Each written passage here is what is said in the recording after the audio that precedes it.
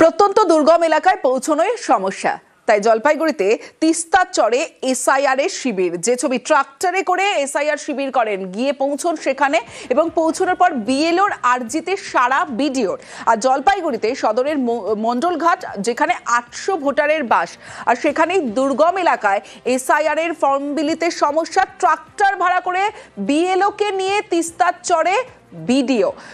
আমার সঙ্গে শান্তনু রয়েছে, শান্তনুর সঙ্গে কথা বলবো। শান্তনু, বিডিওর উদ্যোগে বিএলওর এই উদ্যোগ, স্বাভাবিকভাবেই যে সমস্ত মানুষজন 800 ভোটারের বাস, সেখানে 800 ভোটার উপকৃত হয়েছেন বলাই যায়। একদম ঠিক তাই, কারণ এই মানুষগুলো কিন্তু ভাবছিলেন যে তাদের এই যে ফর্মগুলো রয়েছে তা ফিল আপ করার পর সেগুলো প্রশাসন কিভাবে গ্রহণ করবে। কারণ বিএলওর পক্ষে রোজ রোজ গিয়ে কিন্তু তাদের সেই কাজ সম্পন্ন করা একার পক্ষে সম্ভব হয়ে দাঁড়াচ্ছিল না।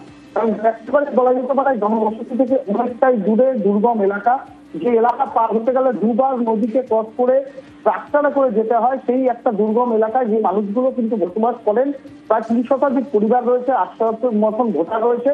সেই মানুষগুলোর জন্য কিন্তু বিএলও দরবার করেছিল প্রশাসনের কাছে যে আমাকে আরো বেশি যাতে কর্মী দেওয়া হয়, যাতে আমরা নির্দিষ্ট সময়ের মধ্যে ফর্মগুলো ফিল আপ করে নিয়ে আসতে পারি।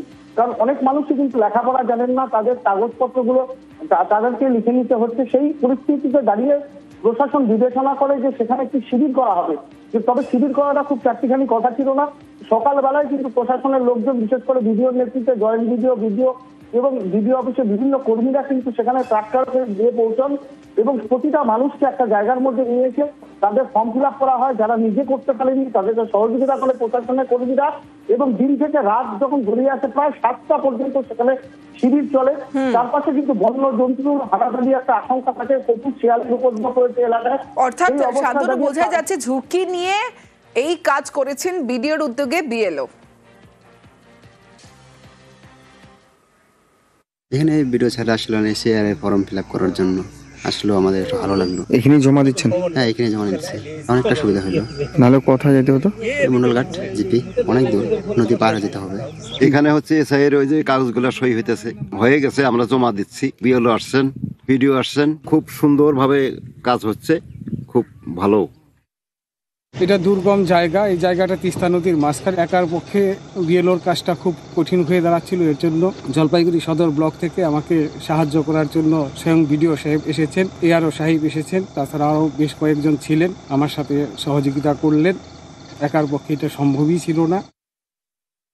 আমাদের সদর ব্লকে যে 372টা পার্ট আছে, সেই পার্টের বিভিন্ন জায়গায় যেখানে যেখানে বিএলওরা হেল্প চেয়েছে আমাদের কাছে, সেসব জায়গাতে আমরা পৌঁছাচ্ছি এবং বিএলওরা খুব ভালোভাবেই করছে। তাদেরকে বিভিন্নভাবে উৎসাহ দেওয়া দরকার আছে। বাহির চরে ট্রাক্টর নিয়ে প্রায় 8-10 কিলোমিটার রাস্তা জার্নি করে তারপরে যেতে হয় ওখানে। তাছাড়াও ওখানকার মানুষ খুব একটা ভালো করে লিখতে পড়তে পারে না, যার কারণে ফর্ম ফিল আপেও অসুবিধা হচ্ছিল। ভোটারও প্রায় 700-800-র কাছাকাছি। সব মিলিয়ে কাজটাকে সময় মতন তুলতে গেলে ওনাদের একটা সাপোর্ট দরকার ছিল, সেই সাপোর্টটা দেওয়ার জন্যই মূলত আমাদের চাওয়া। ওখানে জন্তু জানোয়ারও একটা ইয়ে আছে এবং দুর্গম প্রচন্ড, কিছুটা তো জলপথ আছে, যদিও ট্রাক্টর এখন যাচ্ছে, ট্রাক্টরে করে গেছিলাম এবং ট্রাক্টরের পথটাও অত্যন্ত দুর্গম আর কি। এবার কাটোয়ার খবরের দিকে নজর রাখতে হবে। 10 কিলোমিটার দূরে গিয়ে এসআইআর ফর্ম সংগ্রহ, বাড়ি থেকে 10 কিলোমিটার দূরে বুথের তালিকায় নাম, আর এসআইআর ফর্ম তুলতে ভোগান্তির অভিযোগ। ঠিক কি হয়েছে বিস্তারিত জানবো, আমার সঙ্গে রণদেব রয়েছে। রণদেব। হ্যাঁ দেখো তমশ্রী, একদমই একজন নির্বাচককে তাকে যেতে হবে 10 কিলোমিটার দূরে, সেখানে তাকে ফর্ম তুলতে হবে, না হলে কিন্তু এসআইআর ফর্ম কার্যকারী হবে না এবং সেটা বাতিল বলে গণ্য হবে। এটা প্রশাসন সূত্রে জানা যাচ্ছে। অভিযোগ এইটাই, এবং নির্বাচন দপ্তরের গাফিলতির কারণে 252 নম্বর বুথে মঙ্গলকোট বিধানসভার সেখানে একজন ভোটার তার নাম তুলবার জন্য পরপর দুবার আবেদন করার পরে দুটো ভোটার কার্ড আসলেও কিন্তু তার ভোটার লিস্টে নাম ওঠেনি। পরে শেষবার যখন নাম উঠলো তখন 252 বুথের বদলে তার নাম উঠলো 235 নম্বর বুথে, কিন্তু তার সেটা হচ্ছে তার বাড়ি থেকে 10 কিলোমিটার দূরে পূর্ব গোপালপুর গ্রামে। যে সান্ত্বনা পাল, যার আর কি ভোটার তালিকায় নাম আনার কথা এবং ওঠার কথা, সেই সান্ত্বনা পালের বাড়ি হচ্ছে কাটোয়া থানার গাফুলিয়া, এবং এই এখন যে ভোটার তালিকায় নাম উঠেছে সেটা হচ্ছে পূর্ব গোপালপুর মঙ্গলকোট থানার পূর্ব গ্রামে। এই বিড়ম্বনায় পড়ে গেছে এই পরিবার এবং আতঙ্কে ভুগছে যে এসআইআর ফর্ম যদি না তোলা হয় তাহলে আমার নাম বাতিল হয়ে যাবে এবং আমি আর ভোটার তালিকায় থাকলাম না, যে কোনো সময় বাংলাদেশি বলে তকমাও লাগিয়ে দিতে পারে। আবার মহকুমা শাসক জানাচ্ছেন যে না, এটা কোনো বিষয় হবে না, এটা ভুল হয়েছে, এখান থেকে ফর্মটা তুলে 8 নম্বর ফর্মে গিয়ে আবার পরবর্তী পর্যায়ে আবেদন করলে তার নিজের ভোটার বুথে গিয়ে সে তার নাম সংযোজন হয়ে যাবে। তমশ্রী, এসআইআর ফর্ম পেয়েছেন আপনি? ফর্ম পাইনি। আচ্ছা, দিয়ে অন্য জায়গায় আছে। কোথায়? 10 কিলোমিটার দূরে। এসআইআর ফর্ম আমি পাইনি, একটু আতঙ্কে আছি। আমার বাড়ির সবাই আতঙ্কে আছে। অন্য জায়গায় নাম, আপনার নাম চলে গেছে অন্য জায়গায় নাম চলে গিয়েছে। মাথাভাঙায় 841 জনের মধ্যে লিস্টে বাদ পড়ে 425 জনের নাম। কমিশনের সাইটেও নাম না মেলায় উদ্বেগ, তারপর বিক্ষোভ অবরোধ হয়। তারপর কি হলো? আদেও কি তাদের নাম উঠলো? কোথায় রেহাই? স্বস্তি কি আদেও পেলেন সেই মানুষজন? জানবো, রাজেশ রয়েছে আমার সঙ্গে। রাজেশ, দেখো, মাথাভাঙা 1 ব্লকের পচাগড় গ্রাম পঞ্চায়েতের ডাংকোবা এলাকায় কিন্তু 2002 সালের যে ভোটার তালিকা নির্বাচন কমিশনের ওয়েবসাইটে ছিল, সেই সময় কিন্তু 425 জনের নাম পাওয়া যায়নি, যার ফলে কিন্তু আতঙ্কিত হয়ে পড়েন এলাকার সাধারণ মানুষ। কারণ 2002 এর তালিকায় নাম না থাকলে এসআইআর এর ক্ষেত্রে আবেদনের জন্য সমস্যার মুখে পড়তে হবে এবং তারা এই নিয়ে কিন্তু এলাকার সাধারণ মানুষ যথেষ্ট উদ্বিগ্ন ছিলেন। এরপর এলাকার সাধারণ মানুষ কিন্তু ক্ষিপ্ত হয়ে ওঠেন, তারা বিভিন্ন সময় বিক্ষোভ দেখান, এমনকি মাথাভাঙা শিলিগুড়ি রাজ্য সড়ক দুবার অবরোধ করেন। পরবর্তীতে কিন্তু প্রশাসনের পক্ষ থেকে আশ্বাস দেওয়া হয়, কিন্তু গতকাল নির্বাচন কমিশনের ওয়েবসাইটে এই 425 জনের যে নাম ছিল না, সেটা কিন্তু তারা দেখতে পান, যার ফলে কিন্তু স্বস্তি মিলেছে এলাকার সাধারণ মানুষের মধ্যে। তারা কিন্তু এর ফলে যথেষ্ট খুশি। বেশ,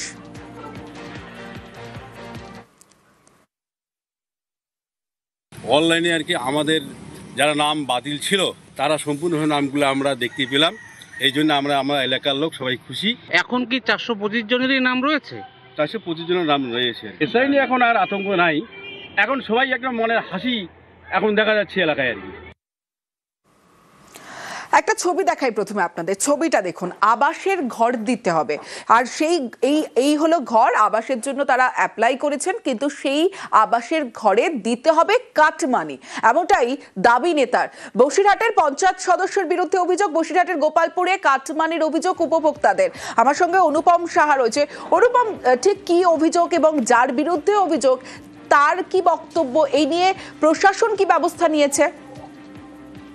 দেখো, এটা হচ্ছে উত্তর 24 পরগনার যে হাড়োয়ার গোপালপুর 2 নম্বর পঞ্চায়েতের পুকুরিয়া গ্রামের 272 নম্বর বুথের ঘটনা। এখানকার স্থানীয় বাসিন্দারা যেটা জানাচ্ছে যে 272 নম্বর বুথের পঞ্চায়েত সদস্য শাহজাহান বিশ্বাস, তিনি দীর্ঘদিন ধরে আবাসের যোজনার ঘর দেবে বলে তাদের কাছ থেকে বিভিন্ন তার মানে অ্যামাউন্ট নেয়, 10,000, 15,000, এমনকি 25,000 টাকা পর্যন্ত তাদের কাছ থেকে নিয়েছে, কিন্তু দীর্ঘদিন তাদেরকে ঘর দেওয়া হয় না। তাদেরকে সেই উপভোক্তারা তারা ঘর যেতে গেলে তাদেরকে হুমকি দেওয়া হয়, এমনকি তাদেরকে এমনও বলা হয়েছে যে তাদেরকে মিথ্যা অপবাদে তাদেরকে জেল হেফাজতে ঢোকানো হবে, এমনও কিন্তু অভিযোগ করা হচ্ছে। এবং তারপরে বহুদিন যাওয়ার পরে এবার যে উপভোক্তারা যারা এইসব টাকা পয়সাগুলো দিয়েছিল তারা একত্রিত হয়, আজকে বিক্ষোভ দেখায়। যেটা দাবি যে তাদেরকে তারা যেসব টাকা দিয়েছিল সেসব টাকা অবিলম্বে ফেরত দিতে হবে এবং তাদেরকে আবাসের ঘরও দিতে হবে, এবং এই যে টাকা নিয়েছে, এই যে অন্যায়টা করেছে তার বিচার অবশ্যই করতে হবে এবং প্রশাসন যেন তার দৃষ্টি আকর্ষণ করে প্রশাসন যেন এই পুরো যে ঘটনা সেই ঘটনার জন্য বিচার করে তার জন্য শাস্তি দেয়, এমনটাই কিন্তু দাবি করছে এইসব উপভোক্তারা। 271 নম্বর বুথের মেম্বার আছে, ওটা কোন পঞ্চায়েত?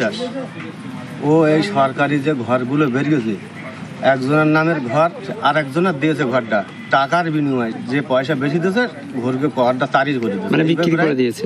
18-20 জনের ঘর এইরকম করেছে, 10,000, 15,000, 20,000 যার যেরকম পেরেছে তার কাছে সেইভাবে বুঝিয়ে নিয়েছে। প্রায় 40-41 বিয়ে ঘেরি পার্টির জমির টাকা আছে, জনগণের এই টাকা, আজকে ওই টাকাটা 6-7 বছর দেয় না, এই টাকাগুলো সব একাই তছরূপ করেছে। কি চাইছেন? আমরা ওর রীতিমতো সুস্থ বিচারটাই চাই, যাদের ঘর তাদের ফিরিয়ে দেখ, যাদের কাছে টাকাগুলো তাদের টাকাগুলোও ফিরিয়ে দেখ।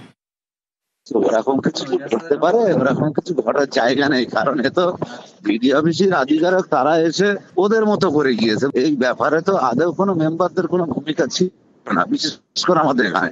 সম্পূর্ণ ওটা বিডিও অফিস স্টাফ যারা এসছে ওরাই জানে বিষয়টা। আপনার নামে তো একটা বিডিও অফিসে অভিযোগ জমা পড়েছে বলছে। ওটা যদি রাজনৈতিক ভাবে চাপার জন্য যদি কেউ কিছু করতে পারে, এর কোনো বাস্তবতা নেই। এটা সম্পূর্ণ ভিত্তিহীন কথাবার্তা, যারাই করুক না কেন। নিউ টাউনে ব্যবসায়ী খুন, আর ব্যবসায়ী খুনে গতকাল আপনাদের দেখেছিলাম যে কিছু ভিডিও ফুটেজ তথ্য সংগ্রহ করেছে পুলিশ।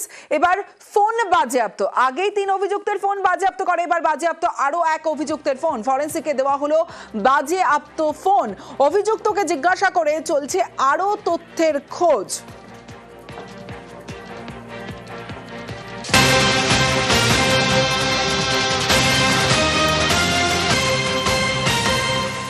নিউ টাউনে ব্যবসায়ী খুনের ঘটনায় চাঞ্চল্যকর তথ্য। পুলিশি জেরায় বিডিওর নির্দেশে মারের কথা স্বীকার। বিবেকানন্দ সরকারকে জেরায় স্বীকারোক্তি। সরাসরি চলে যাব, অনুপ চক্রবর্তী রয়েছে আমার সঙ্গে, অনুপের সঙ্গে কথা বলবো সরাসরি। অনুপ রয়েছে আমার সঙ্গে। অনুপ, যে বিষয়টা তোমার কাছে জানতে চাইবো যে গতকাল কিছু ডিলিট করা ভিডিও ফুটেজ উদ্ধার হয়েছে, ফোন বাজেয়াপ্ত হয়েছে, লাগাতার জেরা চলছে, তারপরেও এই যে স্বীকারোক্তি, তারপরেও বিডিও গ্রেফতার হচ্ছেন না, এই প্রশ্নটা তো বারবার উঠছে।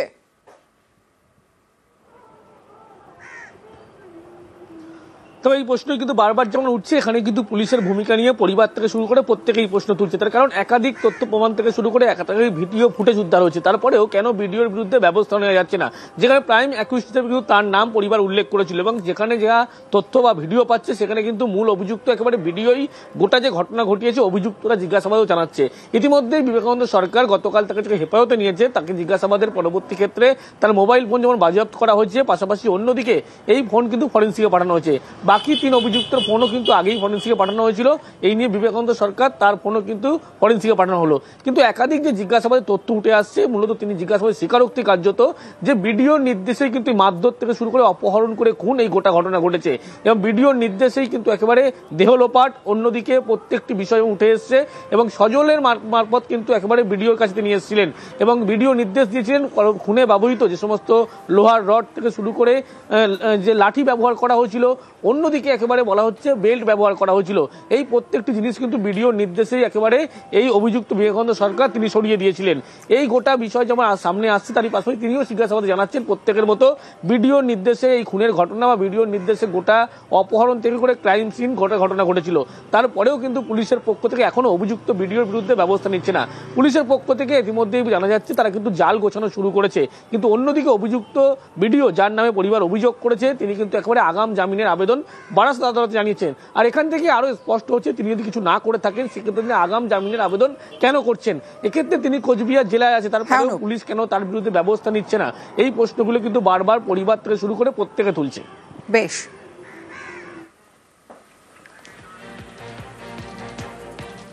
গত বছর অর্থাৎ 2024 অক্টোবরে নিউজ 18 বাংলায় আমরা একটা খবর দেখাই। কি সেই খবর? খড়দার বন্দিপুরে সরকারি জমি জবরদখলের অভিযোগ। আর এই খবরের ঠিক 1 বছর পর এবার নিউজ 18 বাংলার খবরের জের 1 বছর পর খড়দার জমি উদ্ধার হলো। কিভাবে উদ্ধার জানাবে সুবীর, রয়েছে আমার সঙ্গে। সুবীর, দেখো, খড়দহ বন্দিপুর পঞ্চায়েতের অন্তর্গত বলাগড় এলাকা, সেখানে একটি জমি, সেই জমি জেলা পরিষদের জমি, সেখানে সেই জমি মাফিয়া যারা রয়েছেন তারা কিন্তু বেআইনি ভাবে সেটা দখল করে, এবং সেই বিষয়ে কিন্তু প্রতিবাদ জানায় এলাকার গ্রামবাসীরা। এবং তারপরে কিন্তু সেই খবর সম্প্রচারিত হয় গত বছরের অক্টোবরের মাসের 19 তারিখ, এবং নিউজ 18 বাংলায় সেই খবর সম্প্রচারিত হওয়ার 1 বছর পরে কিন্তু নড়েচড়ে বসল জেলা পরিষদ দপ্তর, এবং তারা এসে জেলা পরিষদের আধিকারিক থেকে শুরু করে পঞ্চায়েতের উপপ্রধান তারা কিন্তু ঘটনাস্থলে গ্রামবাসীদের নিয়ে যায়, এবং সেখানে নিয়ে গিয়ে তারা কিন্তু জেলা পরিষদের ভোট টানিয়ে দেয় এবং পুনরুদ্ধার করলো জেলা পরিষদ দপ্তর। এবং এই যে পুনরুদ্ধার করলো জেলা পরিষদ দপ্তর, এই নিয়ে কিন্তু যথেষ্ট খুশি এলাকার গ্রামবাসীরা। পাশাপাশি নিউজ 18 বাংলাকে ধন্যবাদ জানালেন পঞ্চায়েতের উপপ্রধান। বেশ, আপনি রেকমেন্ড করে দেবেন, উনি রেকমেন্ড এই কারণে করবেন, আপনি দেখবেন আমি ফিজিক্যালে গেছিলাম, দিয়ে আপনি সইটা বিপ্লব দা বিএলআর ছিল, তার কি অবস্থা বুঝতেছেন? আমি নিজে ঠিক করে রেখেছি, আমার ওখানে কোনো জমি যাচ্ছে, সেই জমি আবার রাস্তায় বেরোলো। কমপক্ষে 60 থেকে 70 বছর ধরে দেখছি, আমাদের জন্মের আগে থেকে এই পুকুরটা বা এই জমিগুলো অসাধু লোক যারা জমি মাফিয়া তারা চেষ্টা করেছিল এই জমিটা যাতে আমরা তাদের নামে করে বিক্রি করে মুনাফা করবে এরকম একটা চেষ্টা করেছিল, কিন্তু আমাদের সারা বলাগড়বাসী এবং দুটো মসজিদ কমিটি সবাই থেকে আমরা সেটা বাধা দিই। আমরা তো খুব খুশি, গ্রামবাসী আমরা সবাই আনন্দিত। কিছু জমি মাফিয়া এই জমিটাকে দখল করতে চায়। নিউজ 18-এর মাধ্যমে আমরা খবরটা সম্প্রচার করি। আবার ঠিক ঘুরতে না ঘুরতে, এক বছর না ঘুরতে ঘুরতেই আবার কিছু জমি মাফিয়া রাতের অন্ধকারে গিয়ে একটা জেলা পরিষদের বোর্ড লাগানো ছিল, সেই বোর্ডগুলোকে ভেঙে দেওয়ার চেষ্টা করে। আবার এলাকাবাসী খবর দেয়, কালকে আমরা সরজমিনে ওই স্পটে যাই, যে একদম পাকাপোক্তভাবে ভালোভাবে বোর্ড বানিয়ে এলাকার বাসীর কাছে ওই জমিটা আবার ফেরত দিয়ে দেয়। আর নিউজ 18-এর খবর জেরে এই জমিটা এলাকাবাসী ফেরত পেয়েছে, তাই অসংখ্য তাদের ধন্যবাদ জানাই নিউজ 18-কে। এলাকাবাসী খুব খুশি। একটা ছবি দেখাই আপনাদের, দেখুন। 2 শাবক সহ লোকালয়ে মা হাতি। মাদারিহাট মেঘনাথ সাহানগরে হাতির হানা। শাবক সহ হাতি তাড়াতে রীতিমতো হিমশিম খেতে হয় বনকর্মীদের। তারপরে কি আদেও এই 3টি হাতিকে জঙ্গলে ফেরত পাঠানো সম্ভব হয়েছে জানাবে আমার সঙ্গে রাজকুমার রয়েছে। রাজকুমার, একদমই দেখো, এই যে 2 শাবক সহ মা হাতিকে ঘিরে কিন্তু একেবারে মাদারিহাটের এই মেঘনাথ সাহানগর যেখানে হুলস্থুল কাণ্ড বেঁধে যায়। যদিও খবর পেয়ে ঘটনাস্থলে জলদাপাড়া জাতীয় উদ্যানের মাদারিহাট রেঞ্জের বনকর্মীরা পৌঁছান এবং তারা অনেকক্ষণ চেষ্টা করার পর কিন্তু 2 শাবক সহ মা হাতিকে ইতিমধ্যেই কিন্তু জলদাপাড়ার জঙ্গলে ঢুকিয়ে দিতে সক্ষম হয়েছে। বেশ।